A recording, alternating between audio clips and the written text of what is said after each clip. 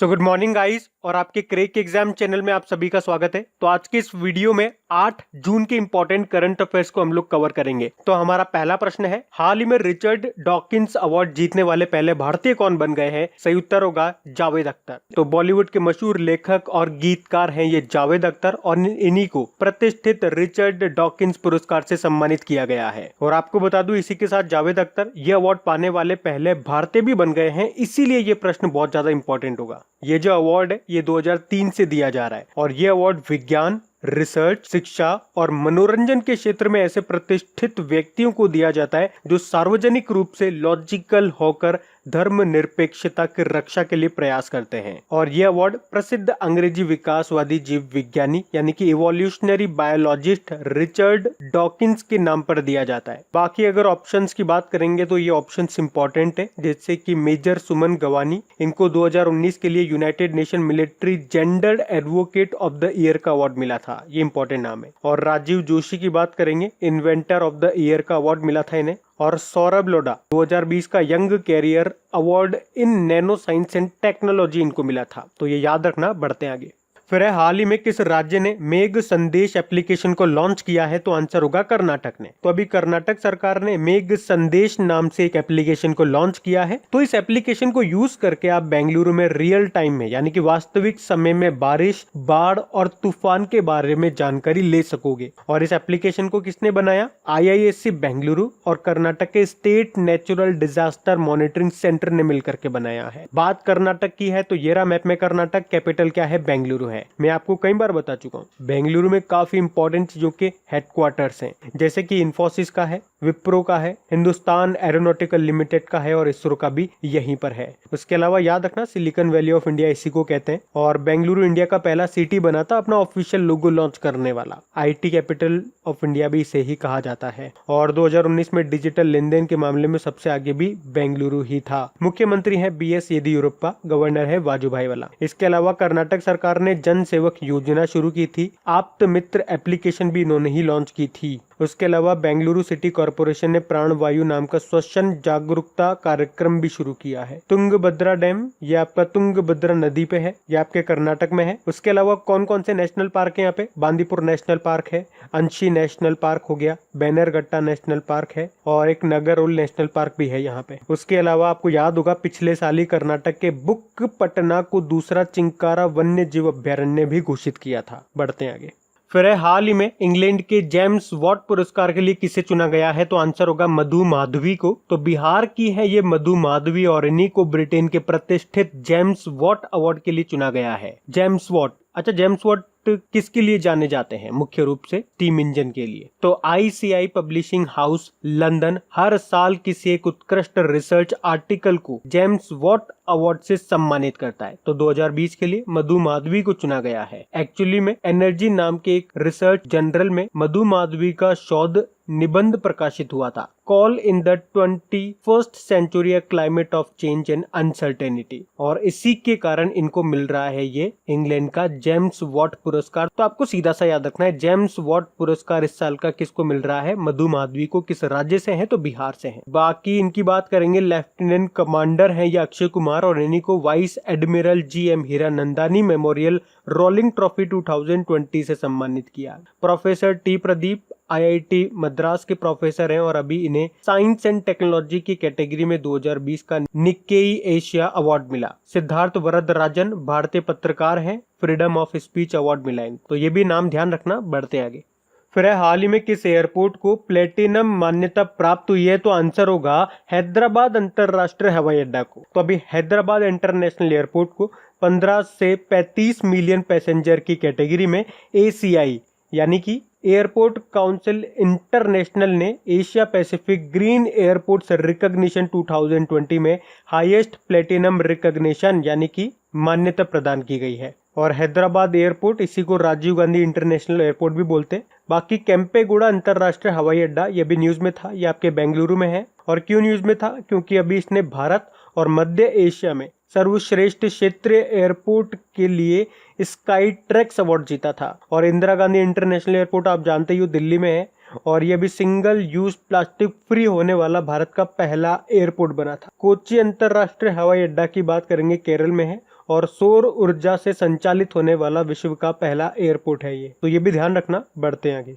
फिर है हाल ही में विश्व खाद्य सुरक्षा दिवस यानी कि वर्ल्ड फूड सेफ्टी डे कब मनाया गया, तो आंसर होगा 7 जून को। अच्छा देखो, ये दिन इसलिए भी इंपॉर्टेंट हो जाता है क्योंकि इसे पिछले साल ही मनाना शुरू किया था 2019 से ही, तो ये इसका दूसरा एडिशन है। तो हर व्यक्ति को भोजन मिले, कोई भूखा न सोए, इसी उद्देश्य के साथ इसे मनाया जा रहा है। और सबसे इंपॉर्टेंट रहेगी इसकी थीम क्या है, फूड सेफ्टी एवरीवन्स बिजनेस। अच्छा अब एक पॉइंट ध्यान से सुनना, ये जो हम पढ़ रहे हैं ये है वर्ल्ड फूड सेफ्टी डे जो हम 7 जून को मना रहे हैं। एक वर्ल्ड फूड डे भी होता है। और अगर डेली आप हमारा करंट अफेयर्स का रिवीजन वाला वीडियो देखते होंगे जहाँ पे डेली 10 इंपॉर्टेंट डेज का मैं आपको रिवीजन कराता हूँ, तो ये कई बार मैं आपको बता चुका हूँ। वर्ल्ड फूड डे हम मनाते हैं 16 अक्टूबर को, और 16 अक्टूबर को ही क्यों मनाते हैं, क्योंकि 16 अक्टूबर 1945 को स्थापना हुई थी फूड एग्रीकल्चर ऑर्गेनाइजेशन की। अच्छा 6 जून को भी हमने एक इंपॉर्टेंट डे मनाया था, विश्व कीट जागरूकता दिवस। और आज तारीख तो 8 है, तो 8 तारीख को हम मनाते हैं वर्ल्ड ओशियन डे और वर्ल्ड ब्रेन ट्यूमर डे के रूप में। तो ये भी ध्यान रखना। बाकी अगर इनकी कोई थीम वगैरह होती है तो मैं आपको कल बताऊंगा। अब जून में अभी तक कौन कौन से इंपॉर्टेंट डे मनाए मैं आपको रिवाइज कराता हूँ, आपको याद है तो मेरे साथ बोलना। 1 जून को वर्ल्ड मिल्क डे हम लोगों ने मनाया, जिसकी थीम रही थी बायोडाइवर्सिटी, जैव विविधता। 2 जून को तेलंगाना ने अपना स्थापना दिवस मनाया, 2014 को स्थापना हुई थी आंध्र प्रदेश से अलग होकर।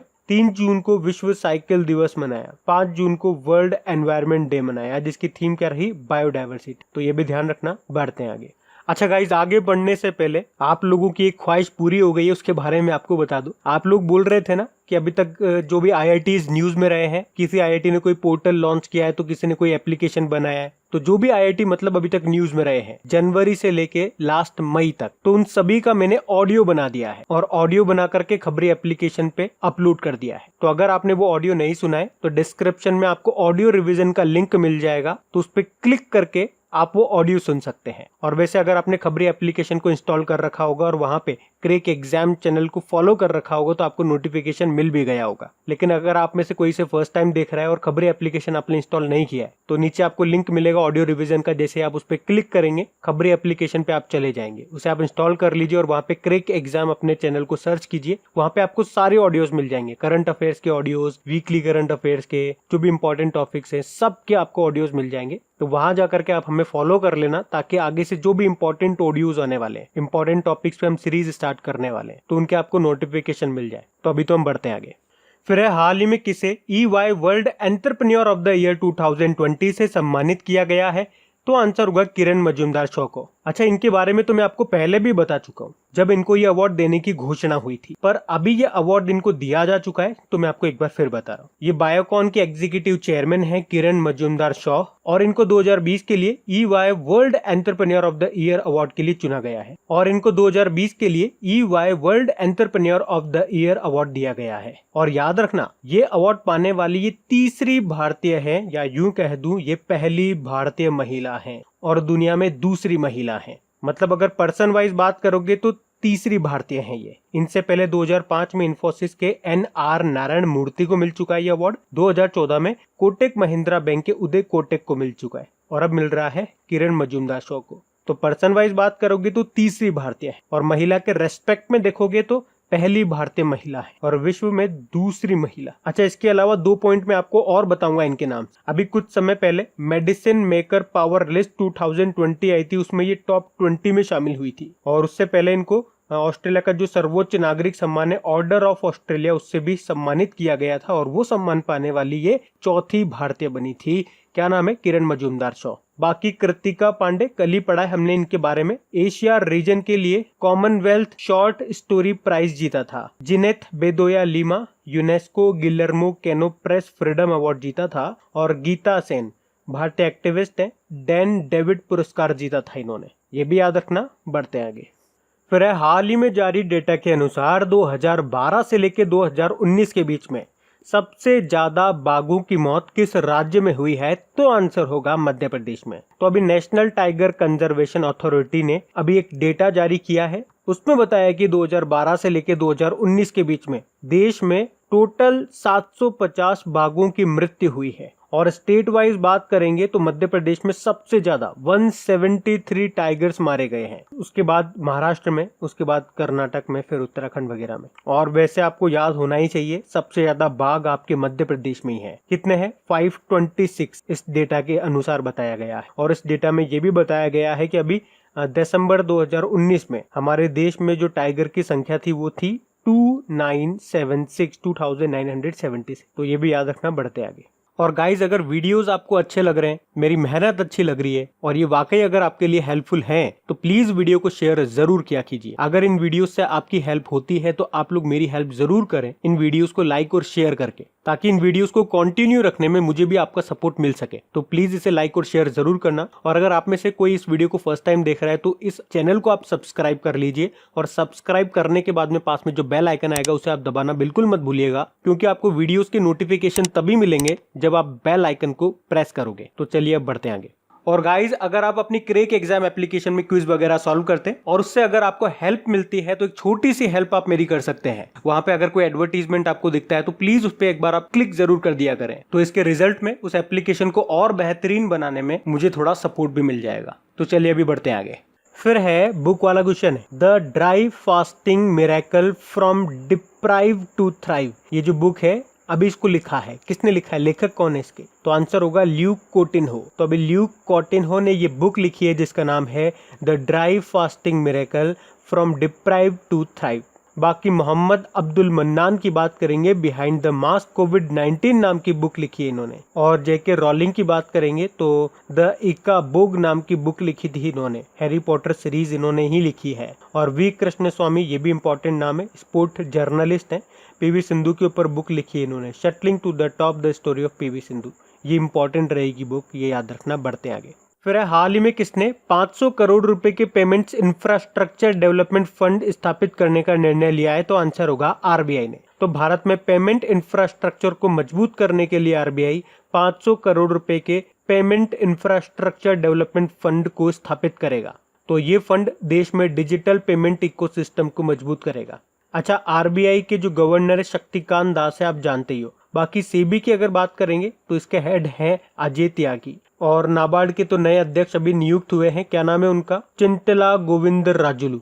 और एनपीसीआई के अगर एमडी-सीईओ की बात करेंगे तो दिलीप असबे आंसर आएगा। और एनपीसीआई के चेयरमैन है विश्व मोहन महापात्रा। अच्छा, आरबीआई से एक और इम्पोर्टेंट पॉइंट बताता हूँ, ध्यान से सुनना। अभी आरबीआई ने एक रिपोर्ट जारी की और उसमें बताया कि वित्त वर्ष 2020-21 में भारत की जीडीपी ग्रोथ रेट 1.5 से कम हो जाएगी। तो ये पॉइंट भी ध्यान रखना। चाहता तो इस पॉइंट को अलग से क्वेश्चन करा करके मैं करा सकता था, लेकिन एक ही साथ में आपको करा दूं, ताकि अगर कहीं नोट्स बना रहे हो तो आप एक साथ लिख लोगे। बाकी आरबीआई की बात करेंगे तो एक पॉइंट याद रखना, इसकी स्थापना कब हुई थी? 1 अप्रैल 1935 को। हेडक्वार्टर मुंबई में है। शक्तिकांत दास इसके गवर्नर है। कौन से नंबर के? 25वें नंबर के। अच्छा, कुछ पॉलिसी रेट्स की बात कर ले तो रेपो रेट अभी घट करके 4% हो गई है। रिवर्स रेपो रेट आपकी 3.35% हो गई है। कैश रिजर्व रेशो 3% हो गया।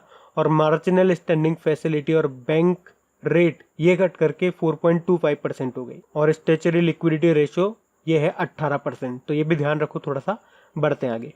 फिर है हाल ही में किस राज्य सरकार ने ग्रामीण कायाकल्प योजना यानी कि रूरल रिजुविनेशन स्कीम शुरू की है? तो आंसर होगा तमिलनाडु ने। तो इस योजना में रूरल एरियाज को यानी कि ग्रामीण क्षेत्रों के आर्थिक विकास के लिए तमिलनाडु सरकार 300 करोड़ रुपए देगी। अब तमिलनाडु की बात है तो ये रहा मैप में तमिलनाडु, कैपिटल चेन्नई है। और चेन्नई में आपको मिलेगा आपका चमड़ा अनुसंधान केंद्र। गवर्नर है बनवारी लाल पुरोहित और मुख्यमंत्री है एड्डापड्डी के पलानीस्वामी। यहाँ पे एक इम्पोर्टेंट मंदिर भी है, मीनाक्षी मंदिर। उसके अलावा तमिलनाडु क्रिकेट एसोसिएशन की पहली महिला अध्यक्ष कौन बनी थी? रूपा गुरुनाथ बनी थी। और ये किसी भी राज्य के क्रिकेट बोर्ड में अध्यक्ष बनने वाली पहली महिला। और तमिलनाडु में अभी इसका 38वां जिला बना था, कौन सा? मयिलादुथुराई जिला। और तमिलनाडु में एक इम्पोर्टेंट पोर्ट है कामजार पोर्ट, यह भी न्यूज में था क्योंकि सरकार ने इसमें अपनी हिस्सेदारी को चेन्नई पोर्ट ट्रस्ट को बेच दिया है। बढ़ते आगे।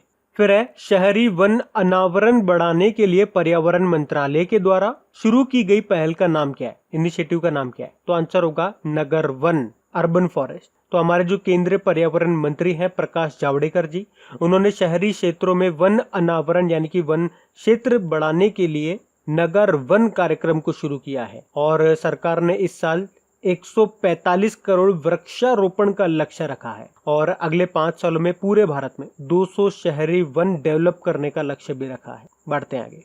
फिर है, हाल ही में किस देश ने राजमार्गों पर मानव और पशु मृत्यु की रोकथाम पर एक यूनाइटेड नेशन डेवलपमेंट प्रोग्राम राष्ट्रीय अभियान शुरू किया है? तो आंसर होगा भारत ने। तो अभी हाल ही में भारत के जो राजमार्ग हैं उन पे जो पशु और इंसानों की मृत्यु हो जाती है, तो उसको कम करने के लिए, मतलब हाईवेज पे जो नंबर ऑफ रोड एक्सीडेंट्स होते हैं उनको कम करने के लिए अभी परिवहन मंत्री जो हमारे नितिन गडकरी जी हैं, उन्होंने यूनाइटेड नेशन डेवलपमेंट प्रोग्राम के राष्ट्रीय जागरूकता अभियान को शुरू किया है और इस साल के अंत तक हादसों की संख्या को कम से कम 25% तक लाया जाएगा, ऐसा बोला है। तो अब बात करेंगे कल की वीडियो में पूछे गए प्रश्न के उत्तर की।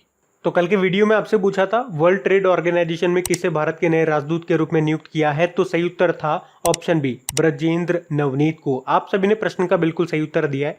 और गाइज, अगर वीडियो को अभी तक आपने लाइक या शेयर नहीं किया है तो प्लीज इस वीडियो को एक लाइक जरूर दीजिएगा अगर आपको हेल्पफुल लगा हो, और मेरी मेहनत अच्छी लगी हो तो इसे अपने दोस्तों के साथ में शेयर जरूर कर देना।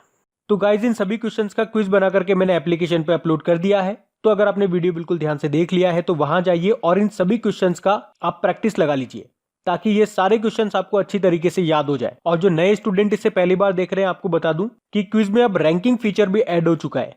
तो अगर आप कम समय में ज्यादा से ज्यादा क्वेश्चन राइट करते हो तो आपका नाम आपके फोटो के साथ टॉप 10 स्टूडेंट्स में आपको दिखाई देगा। आपको ही नहीं, जितने भी लोग क्विज लगाएंगे उन सबको दिखाई देगा कुछ इस तरीके से, ताकि आपको भी एक अंदर से मोटिवेशन मिल सके कि आपको भी यहां तक पहुंचना है, ताकि सब लोग आपको टॉप 10 में देख सकें। और वैसे भी आप तो आपके इन करंट अफेयर्स का रिवीजन करवाने के लिए मैं इसका ऑडियो भी तैयार कर रहा हूं। तो दिन में 4 से 5 मिनट निकाल करके वो आप ऑडियो सुन लीजिए ताकि आपका इन करंट अफेयर्स का फिर से रिवीजन हो जाए। क्योंकि आपको पता है चीजों को पढ़ना इंपॉर्टेंट है, लेकिन समय समय पर उनका रिवीजन करना बहुत ज्यादा जरूरी है। रिवीजन नहीं करोगे तो वो सारी चीजें आप भूल जाओगे। तो आप ही के लिए मैं इसका रिवीजन ऑडियो तैयार कर रहा हूँ। तो उस ऑडियो का लिंक मैंने नीचे डिस्क्रिप्शन में दे दिया है, वहां जाकर के आप मुझे फॉलो कर लीजिए। और फॉलो करने के बाद में पास में जो बेल आइकन आएगा आप उसे जरूर दबा लेना, ताकि जब भी मैं ऑडियो अपलोड करूं उसका नोटिफिकेशन आपको मिल सके। और एप्लीकेशन अगर अभी तक आपने डाउनलोड नहीं किए तो उसका लिंक भी आपको नीचे मिल जाएगा। वहीं पे आपको क्विज, वीडियो, पीडीएफ सब मिल जाएंगे। तो इस प्रश्न का उत्तर आता है तो कमेंट बॉक्स में जरूर टाइप करिए। चलिए अब मिलते हैं करंट अफेयर्स के रिवीजन वीडियो में। Thank you guys.